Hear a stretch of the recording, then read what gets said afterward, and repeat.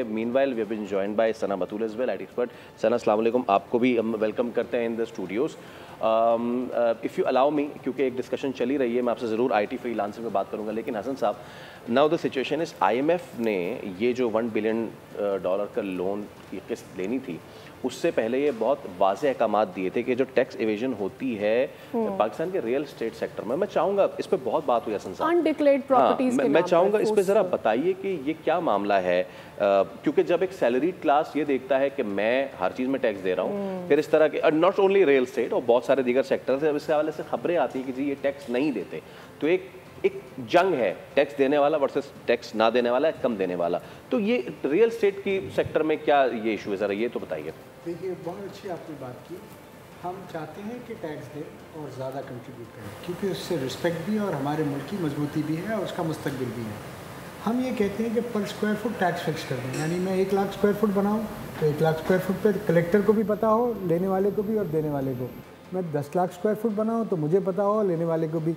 Unfortunately निज़ाम ये है कि मैं जितनी टैक्स इनकम डिक्लेयर करूँगा उस पर असेसमेंट होगा. तो जब मेरा ऑडिट खुलता है तो टैक्स कलेक्टर और मेरी दोस्ती हो जाती है. और फिर वो पैसे स्टेट को जाने के बजाय हम दोनों में बढ़ जाते हैं. सो क्यों नहीं हम ट्रांसपेरेंट निज़ाम की तरफ जा रहे हैं? क्यों नहीं जिस दिन मेरा अप्रूवल होगा, पता होगा कि हसन 10 लाख स्क्वायर फुट बना रहा है, उस पर 500 रुपये से 50 करोड़ रुपये टैक्स है, मुझे पता है 5 साल में देना है, आपको पता है कलेक्ट करना है, मुझे आपसे मिलने की ज़रूरत क्या है? क्यों आप मुझे नोटिस देंगे? Do I have enough time to waste on this? So why aren't we doing it? IMF कहता है कि टैक्स का नेट बढ़ाओ.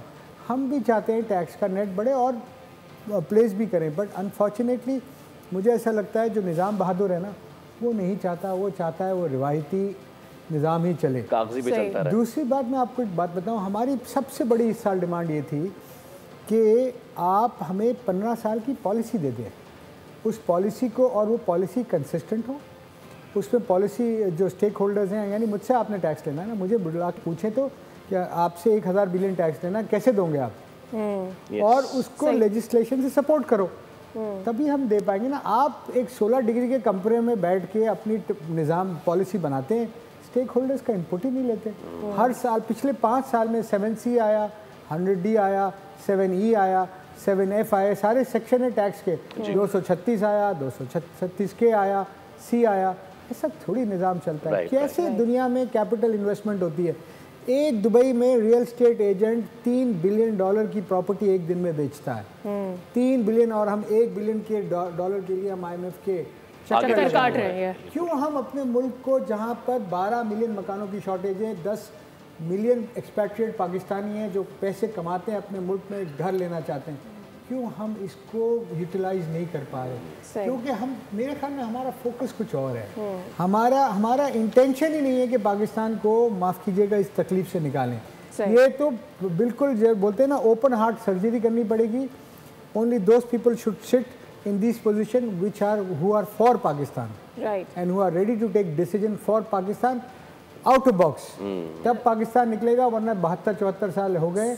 सुबह 9 बजे से लेकर अब तक आप हमारे तीसरे गेस्ट हैं जो यही बात कर रहे हैं कि you know we have to bring the people who are the real thinkers, who are the real policy makers, who know how to include, and you are I think the 4th person जो ये बात कर रहे हैं हमारे साथ. Subscribe करें और बेल दबाएं ताकि कोई खबर रह न जाए.